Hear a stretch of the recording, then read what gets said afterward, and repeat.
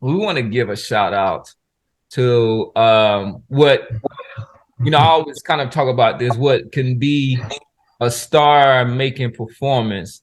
And this was your man Frank Martin, who fought basically a title elimination fight with Michel Rivera this weekend on Showtime.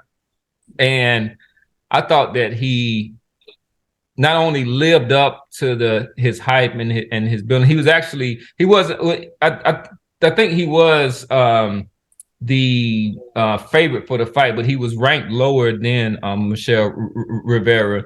But I thought he put in a masterful performance.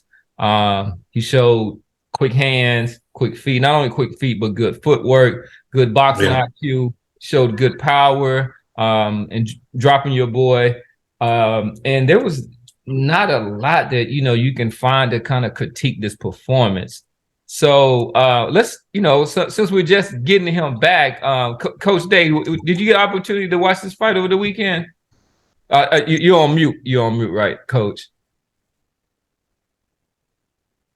Okay, my bad. Yeah. No, I watched it and I rewatched it though. So I ain't gonna completely challenge or disagree. No.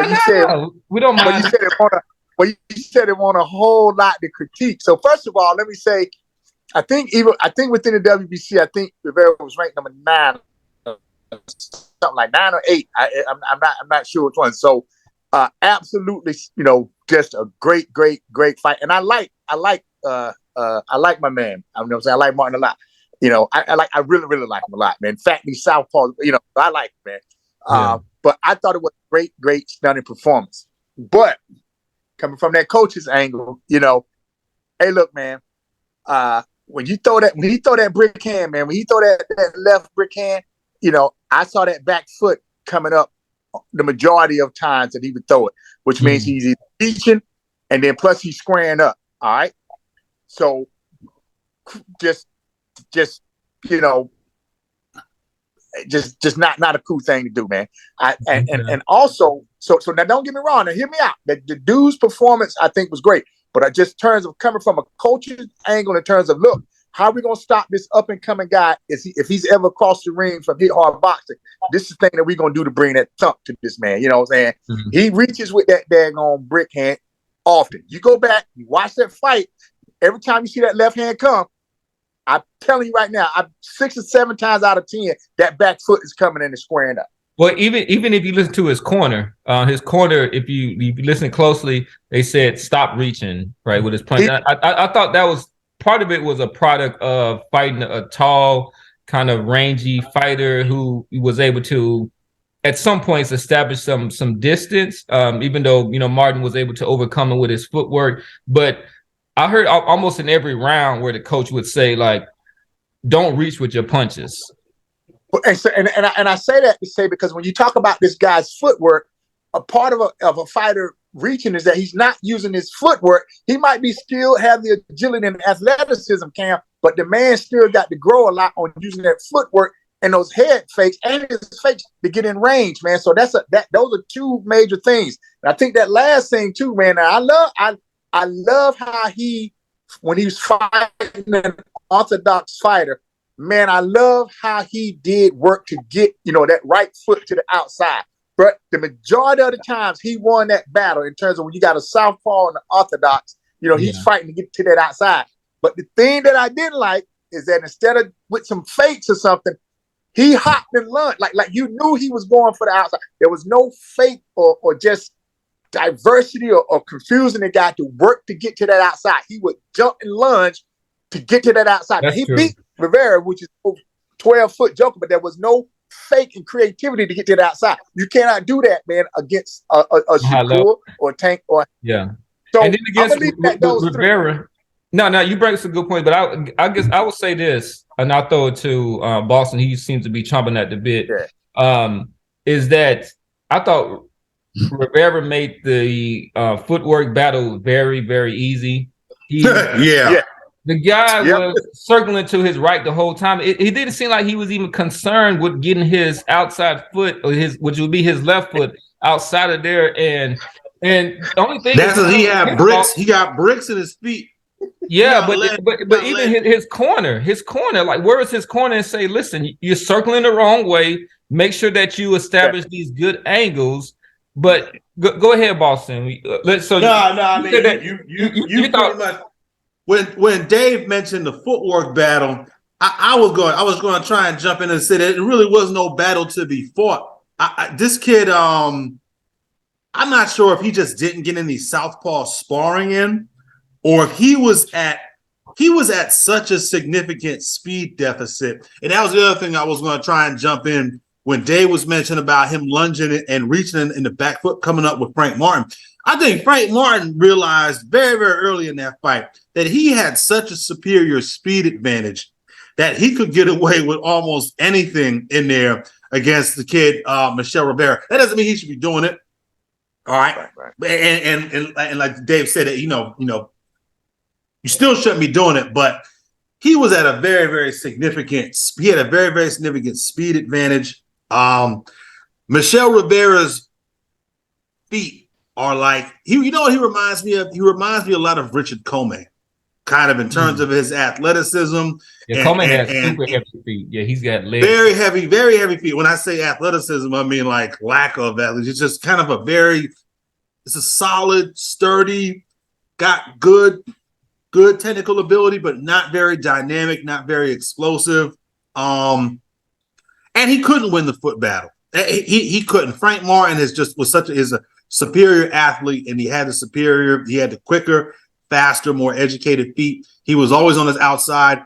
And the other thing is, and correct me if I'm wrong here, Dave, when the southpaw fighter has his foot on the outside of the orthodox fighter, it's very, very, very tough to reestablish that position, especially when the guy continues to just come forward in a straight line. He's not feinting. And the other thing that Frank Martin was doing, Frank Martin was turning. He was turning Michel Rivera a lot. And I thought all those things combined really, really prevented Frank Martin from establishing that lead foot position. And then the speed deficit ultimately discouraged him from trying to win that foot battle. Well, yeah, that was my take. Speed and the power too. He sat him on his butt. I think was it the third round? I'll have to go back and check. But power it can be a function of speed. Well, he did. The interesting thing about that knockdown, and I only saw the fight once. It looked like as Frank Martin was turning, so he was able to dislodge that lead foot of Michel Rivera, and then he landed a straight left hand while Michel Rivera was almost on one foot. Now he was definitely on one foot. I went back and watched it, but it was because he was turning him, and like the footwork battle was so But that was the one time Michel Rivera, I think, had his foot on the outside of Frank Martin. And Frank Martin, as he pivots, he dislodged that lead foot of Michel Rivera, caused him to lose balance. I think that's what happened. But look, bottom line is this. I don't think there's any way, shape, or form that Michel Rivera was going to win that fight. I think Frank Martin was just a superior fighter. He had too many advantages before the fight even started.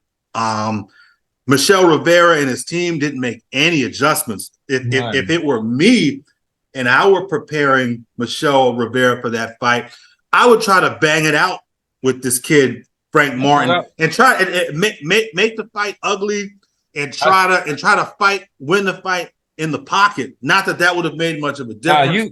You took the words out of my. If I was his coach, and we would have been prepared for it. I was like, you're gonna, first of all, you have to establish your I mean, even if it's exaggerated, just make sure that you get your outside, your left foot, your lead foot outside of his outside of that the boxer's right, right lead foot. But I would have made it physical. I would have been grabbing him. I would have been turning him. Yeah. I would have had the referee to make them intervene. But it would not been this pre boxing match.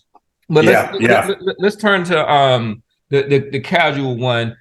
So as the representative of the casual fans, did you like what you saw from this boxing match from this weekend? Yeah, I totally did. And it showed you he demonstrated he is part of the Derrick James camp.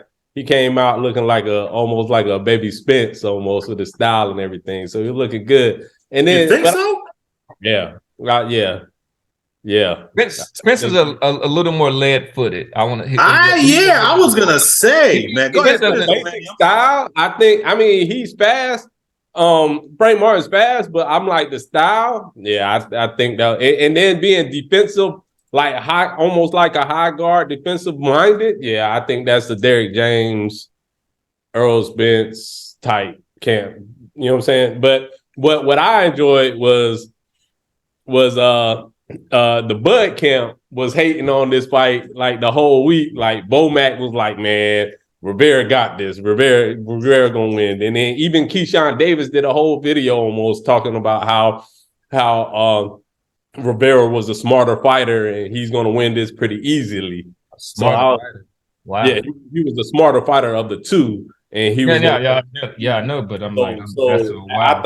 I just thought that was amusing how the camps are like subliminally throwing shots at each other, even with the other fighters. But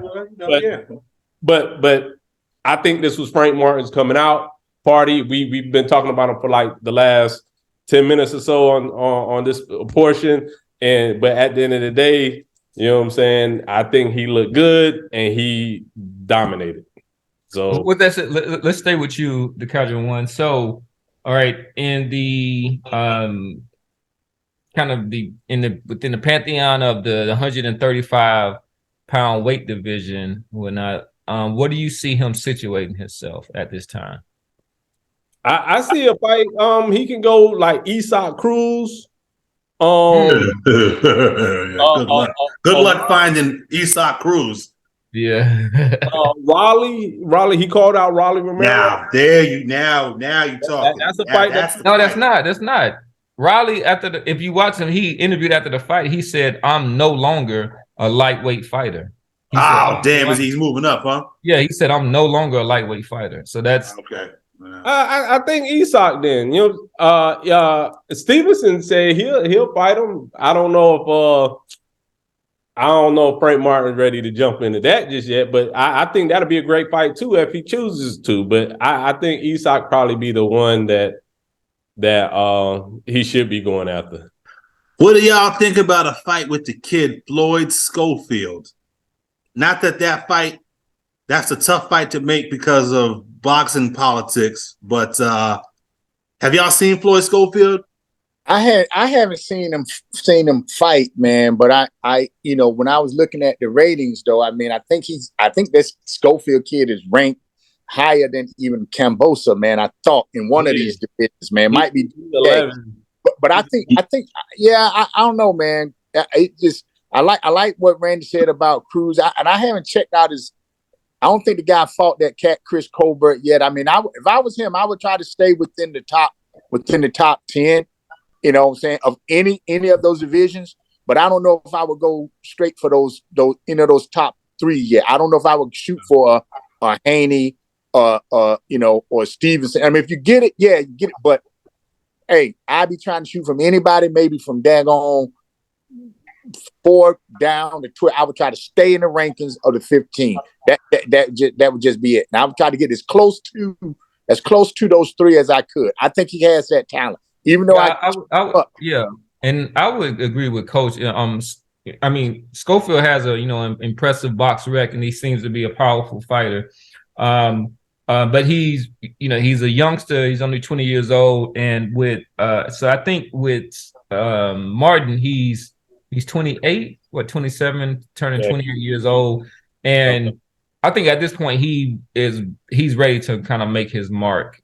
At this time, so I think that's not fighting up and comers. Coach nailed it. Coach named the name that I think would be a definitely decent fight with Chris Colbert. I think with that fight, like that I think that ends pretty much Colbert's career. but career, he good enough name as of right now. He still has a name. Once Frank Martin gets him and beats him, yep. Chris Colbert's career is done, but he has enough fanfare that everybody knows his name right now. Why do you say his career is done? That's a little drastic, but Yeah, come on, man. Why? Because the kid got 2 losses. 2 back-to-back losses. He ain't even a prospect. He won't be even considered a prospect. Man, I remember when my man James Toney went back-to-back losses. He might have even dropped 3 in a row at one point in his career, man. but I mean, we shouldn't do that. We shouldn't do that to fighters, man. We should. 2 tough back-to-back fights, and he comes off 2 losses. I mean, we still got Austin Trout running around out here in these streets. But you know what I'm saying? Frank Martins ain't even in the top 10. So you get back to back and you somebody that's not in the top. Wait. He's not in the top 10. Frank Martin he's number 10 in the WBA. Yeah, he's 10 in the WBA. The number 10 in WBA. That's it. So I mean, and what's it called? Colbert is just moving up from 132. I'm not even sure why he's at 135 now, but whatever. If I were Colbert, I'd have stayed at 130 and fought Gary Russell. But anyway. Well, this is a question. Or Lamont Roach, you got O'Shaquie Foster down there. Like, anyway, go ahead. I'm sorry. No, what they say, and then we'll kind of end on this topic. I mean, with this question, but this was something that was posed by the casual one. It said, right now, if you had Keyshawn Davis or Frank Martin in a fight, who would you take? Keyshawn Davis, because he's gonna weigh 150 pounds on fight night. Coach, what'd you say? All right, Keyshawn Davis all day, man. What is it? What's up, Dave? Tell us. You holding back here? Why are you? I said Davis also. I'm checking mine there, but what is it? What is it you see with Frank Martin that the Errol Spence fans, aka the Frank Martin fans, I see a lot of potential in this kid, man. I do, but it's just hard for me to not weigh potential with, what I think the corner is going to do. You know what I'm saying? So the kid just I'm telling you, he got some major flaws. And like Cam said, man, and I really didn't focus or listen at the boxing corner a lot. You know what I'm saying? Because I was focused on this kid, man. But hearing Cam say the corner kept saying, don't do this, don't da. Yeah, start reading with your punches. Yeah. That gives me hope that if this cat is listening, man, this dude is gonna be phenomenal, man, if he listens, dude. But for your corner to say that so much and you still come out doing it, it just means that it's ingrained in his fight. It's in his fight DNA. It's almost like, I hear you saying do it, but I can't not do it. Okay. So I just don't know, man. And that's the thing that I'm waiting to see. And that's why I'm very, very hesitant, because I think he's a great fighter. I think he's good, but I'm looking at those flaws that's going to get him in some serious trouble. And I'm looking at, can he listen? Because now the next time I go and watch it, I'm listening for what Cam was listening to. I'm listening at what that corner was saying. And if the corner's saying, stop doing X, and you still going out there doing it, that's a problem. That's an ingrained problem. So let me last question from me. What about a Jermaine Ortiz fight? Would you pick him to beat Jermaine Ortiz? Yeah. I think so. You think he beats Jermaine Ortiz? Yeah, man. The dude is sharp, man. So and I just hope y'all.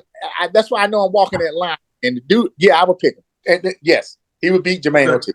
All right. We need to go ahead and wrap up the show. This has been a lively show. We finally had all of the pundits back together or whatnot. So this is Professor Nails. I'm signing off for Boston Jared. Peace. Coach Dave. And the Casual Ran. Keep it popping, folks. Make sure that you like and subscribe. And we's out.